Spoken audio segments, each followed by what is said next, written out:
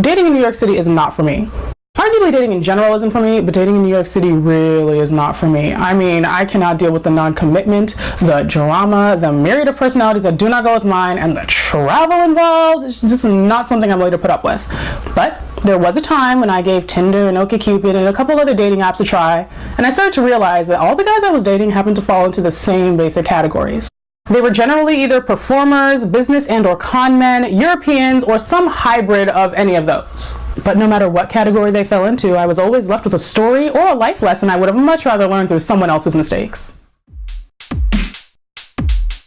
I've learned that whether requested or impromptu, a performer will never miss out on an opportunity to show off his skills. I was watching a Kevin Hart special one day with this singer, and he decided that he wanted to belt out this original piece right in the middle of the special. I was just looking at him like, okay.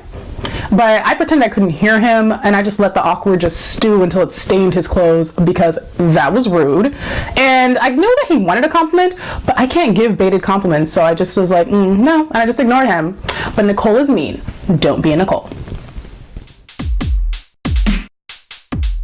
So apparently I have to be pretty specific when I ask people what it is that they do, because there are a lot of contemporary dancing baristas and bartending filmmakers out there. So now I'm just going to start asking people what it is that pays their bills. I went on a date one time with this contemporary dancer who dances apparently around the world, according to him, and all around the country. And then when he met up with me, he's like, oh yeah, work held me up. You know how catering is. And I'm like, catering?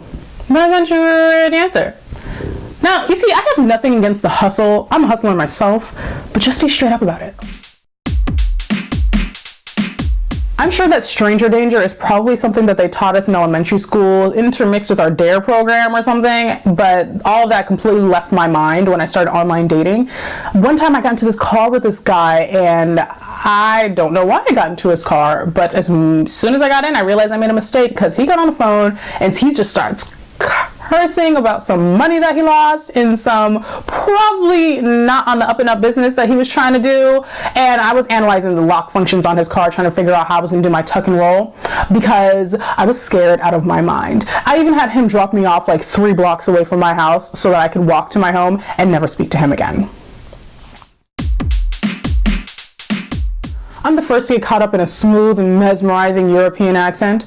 And unfortunately, I'm probably also the first person to end up getting upset because I got dumped by a guy who spoke French when I only dated him because he spoke French. Anyway, ain't right, still ain't right, even with an Italian accent.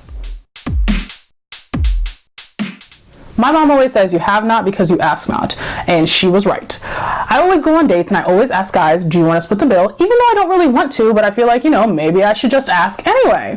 One day I went on a date and this backfired on me completely. This guy said, yeah, sure. And I was like, oh God, this is what my mom meant when she said you have not because you asked not. Why did I ask? Why did I ask?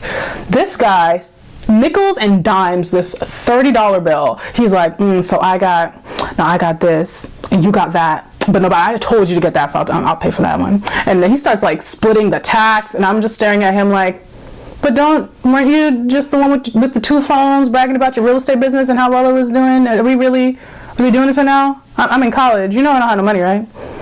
Anyway, I'm gonna stop asking. I'm just gonna stop. Hopefully all of these lessons will eventually help me to navigate this whole dating thing. And once I figure out the formula, I'll let you guys know. But until then, please subscribe.